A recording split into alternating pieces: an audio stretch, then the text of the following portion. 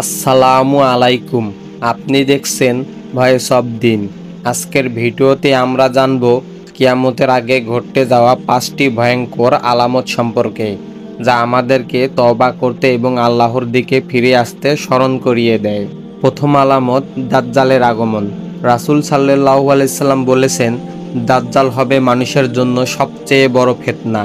সে মানুষকে বিভ্রান্ত করবে, অলৌকিক ক্ষমতা দেখাবে, এমনকি আকাশ থেকে বৃষ্টি বর্ষণ ঘটাতে পারে আল্লাহর অনুমতিতে।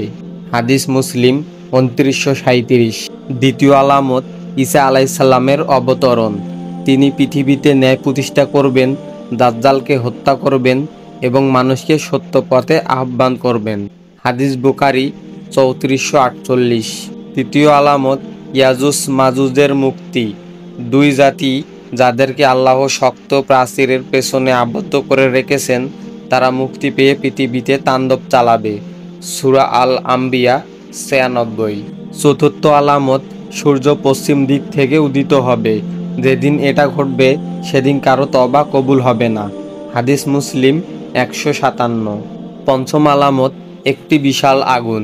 হাদিসে এসেছে, ইয়েমেন থেকে এক বিশাল আগুন বের হবে, যা মানুষকে একত্রিত করবে কিয়ামতের ময়দানে। বুখারী 6525।